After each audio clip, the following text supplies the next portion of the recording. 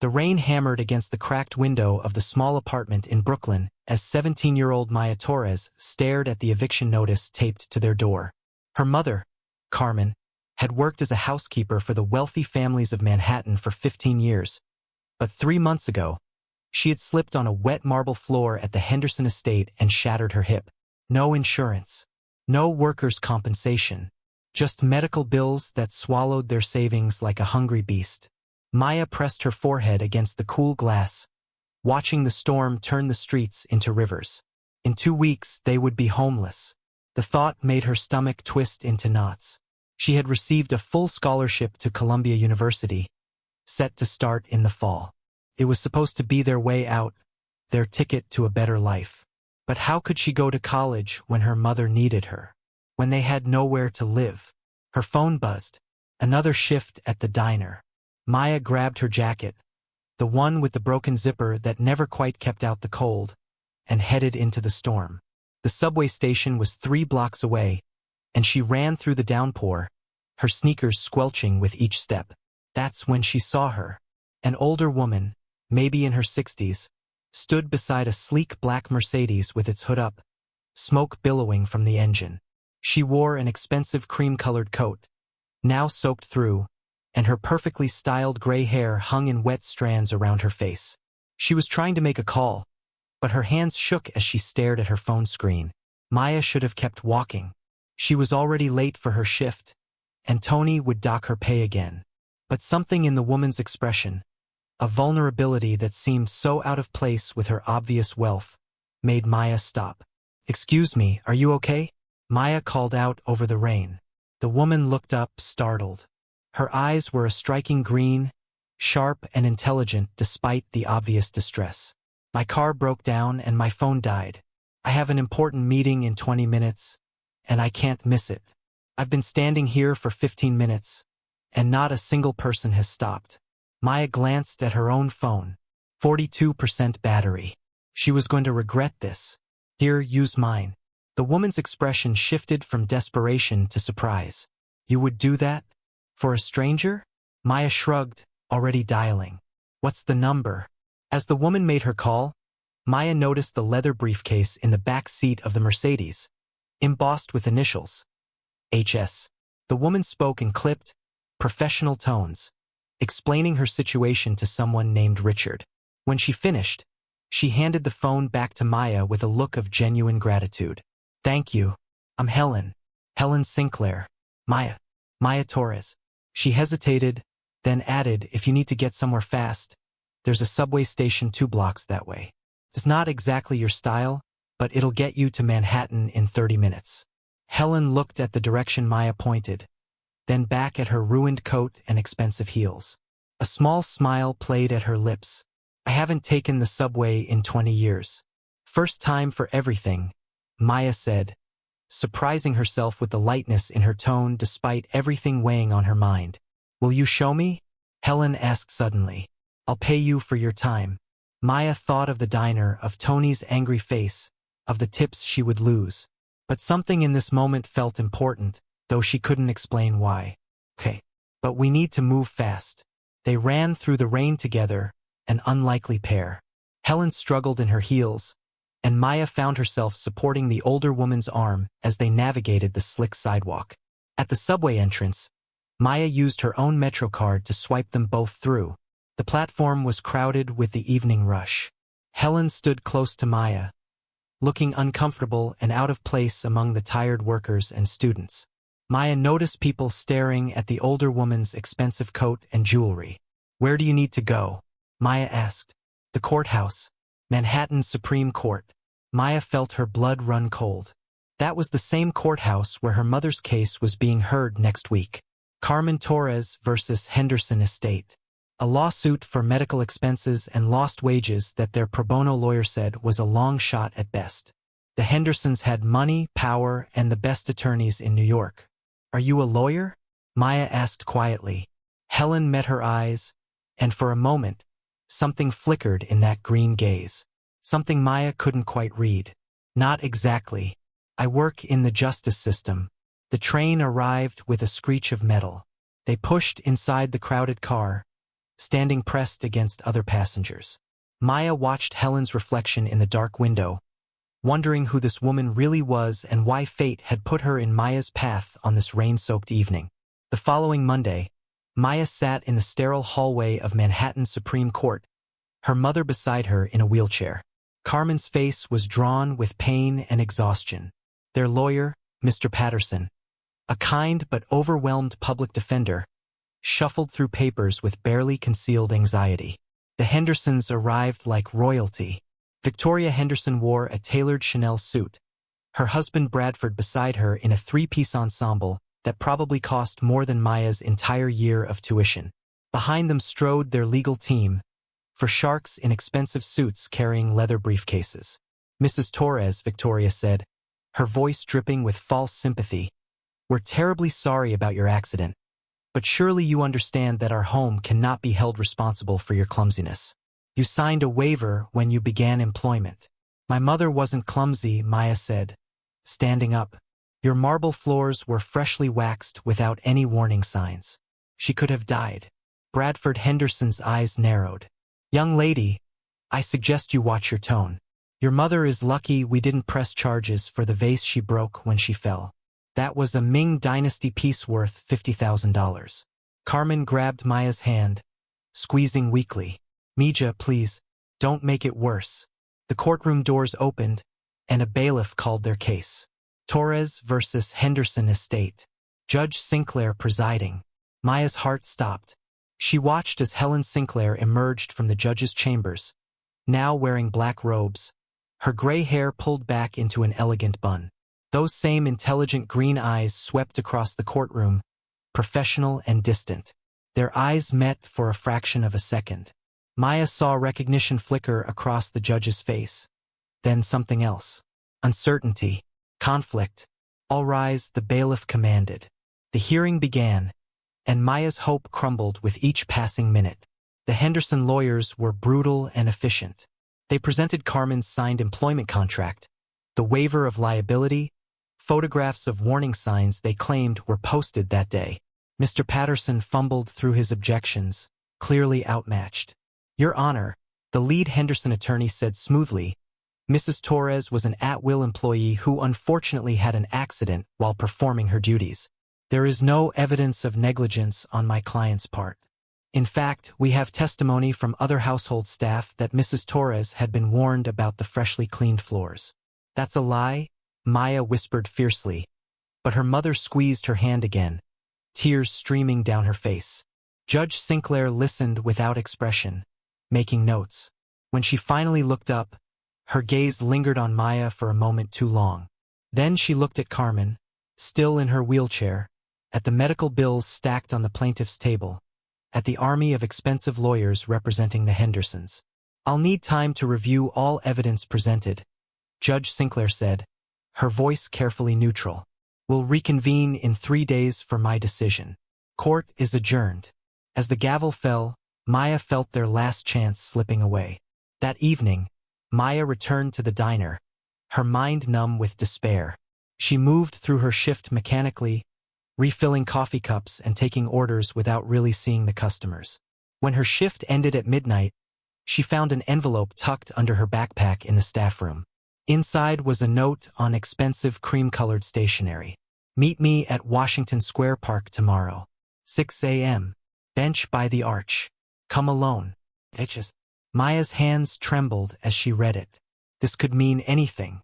Maybe Judge Sinclair was going to report her for some kind of ethical violation. Maybe helping her that night had somehow compromised the case even further. Maya barely slept, staring at the water-stained ceiling of their apartment, listening to her mother's labored breathing from the next room. At 5:30, she slipped out into the pre-dawn darkness. Washington Square Park was nearly empty, just a few joggers and a homeless man sleeping on a bench. Judge Sinclair sat by the arch, wearing jeans and a simple sweater, looking more human than Maya had ever seen her. "You came," Helen said as Maya approached.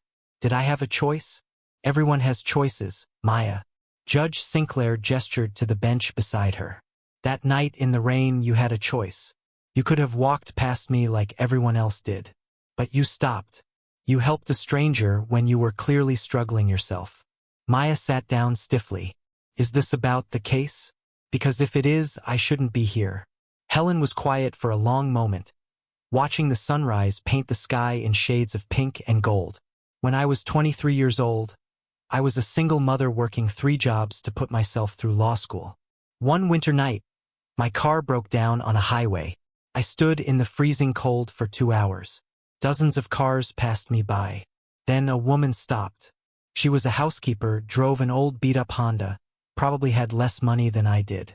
But she drove me to a gas station, waited with me, made sure I was safe. She asked for nothing in return. Maya's throat tightened. Why are you telling me this? Because I became a judge to serve justice, not just law. And sometimes they're not the same thing. Helen turned to face her directly. The Hendersons have lawyers and contracts and power. But your mother has the truth. And you have something else. You have character. The kind that stops in a rainstorm to help someone you don't know. What are you saying? Helen stood up, her expression unreadable. I'm saying that in 3 days, I'll make a decision based on evidence and law. And Maya, make sure you're in that courtroom. If you believe in second chances, in justice for people like Maya and her mother, subscribe to this channel. Because what happens next will restore your faith in humanity. 3 days later, the courtroom was packed. Word had somehow spread about the case, and local news reporters lined the back row.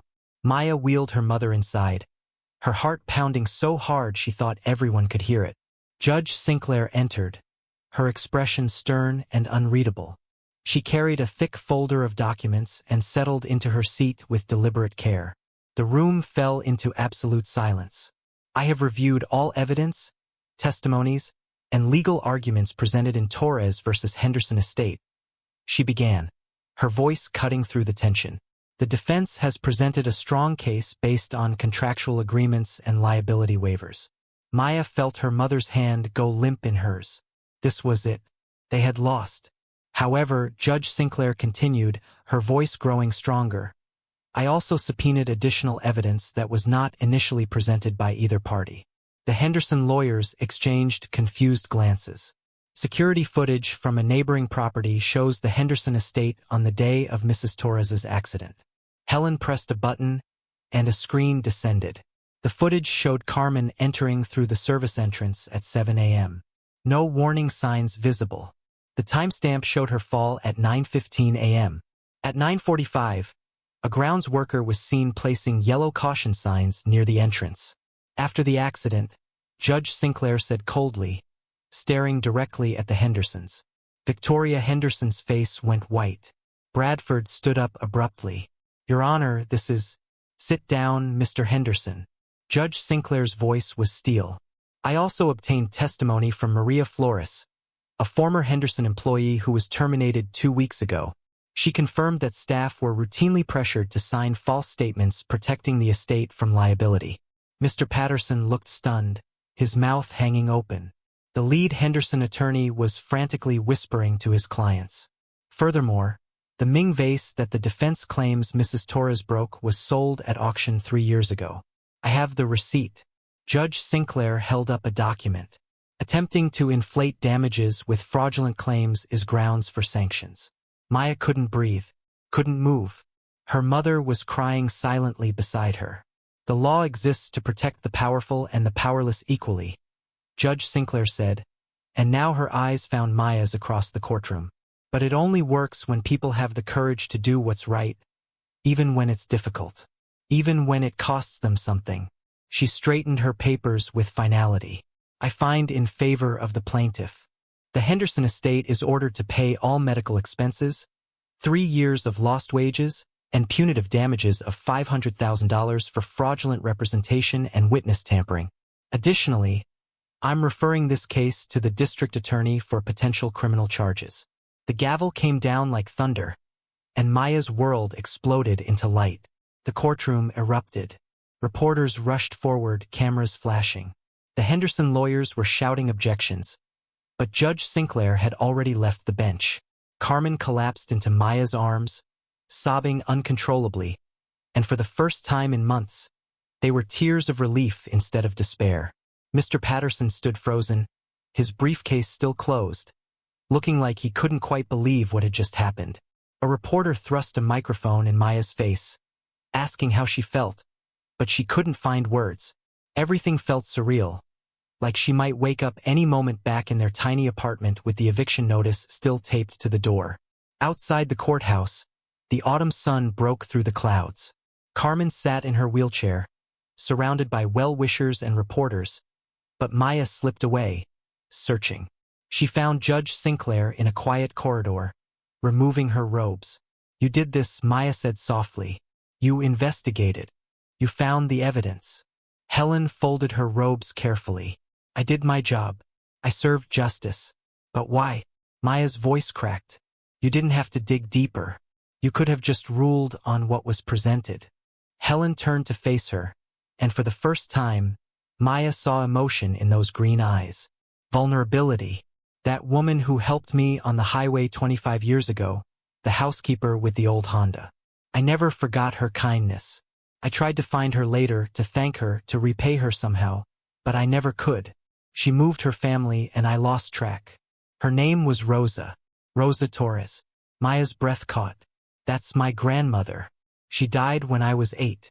Helen's eyes filled with tears. "She saved me that night, Maya. I was running away from an abusive husband with my infant daughter in the backseat.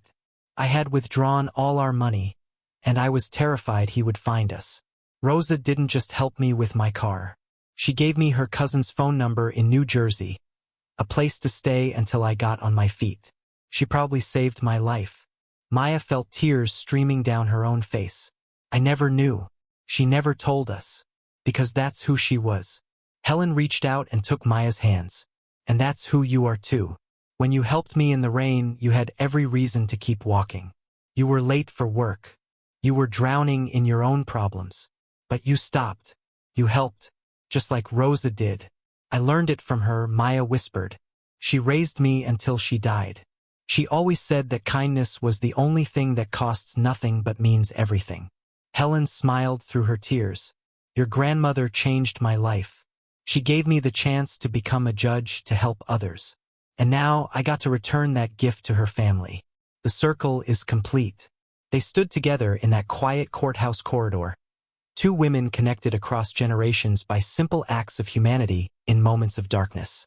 2 years later, Maya stood in the courtyard of Columbia University, her graduation cap slightly crooked, diploma in hand. The early summer sun warmed her face as she searched the crowd for familiar faces. Carmen was there, walking with only a slight limp now, her physical therapy finally complete. She waved frantically, tears already streaming down her cheeks. But beside her mother stood someone else. Judge Helen Sinclair, retired now, wearing a simple blue dress and the biggest smile Maya had ever seen on her face. After the settlement, everything had changed. Carmen's medical bills were paid. They moved into a modest but comfortable apartment in Queens with an actual bedroom for each of them. Maya had been able to focus on her studies without working 3 jobs. She had thrived, made the dean's list every semester, and been accepted to Harvard Law School for the fall. But more than the money, more than the security, was the relationship that had grown between their families. Helen had a daughter, Patricia, who was now Maya's mentor and friend. They had spent countless dinners together, sharing stories about Rosa, keeping her memory alive. "Congratulations, counselor," Helen said as Maya approached, using the title Maya would officially earn in 3 years. "Rosa would be so proud." Maya hugged her tightly. "I wouldn't be here without you. Without her. Without that rainy night when everything aligned." Helen pulled back, holding Maya's shoulders. "No, sweetheart. You would have made it regardless. You have your grandmother's spirit. That determination, that kindness, that strength. I just helped remove one obstacle. You did the rest." Carmen joined them, pulling Maya into a fierce embrace. "My baby girl. A Columbia graduate. Soon to be a lawyer. Like Abuela always said," Maya murmured, "we rise by lifting others." That evening, they gathered at Helen's brownstone in Brooklyn for a celebration dinner. On the mantel sat a photograph that Helen had found in old storage, a picture from that winter night 25 years ago. Rosa Torres, young and smiling, standing beside Helen's old broken-down car on that dark highway. Two strangers who became family through a simple act of compassion. Maya stood before it, tracing her grandmother's face with her finger. Helen came up beside her, placing a gentle hand on her back. "You know what the beautiful thing is?" Helen said softly. "Your grandmother helped me, never knowing I would one day be in a position to help her family. She did it expecting nothing. That's the purest form of humanity. And you helped us," Maya replied, "even though it could have compromised your career. You risked everything to find the truth." Helen smiled. "Because your grandmother taught me that justice isn't just about law. It's about recognizing our shared humanity.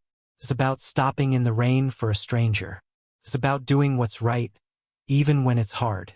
Thank you for watching this story until the end. If it touched your heart, please hit that like button, subscribe to the channel, and leave a comment telling us what act of kindness changed your life. Your story might be the next one we share. Remember, we all have the power to change someone's world, one small act of compassion at a time.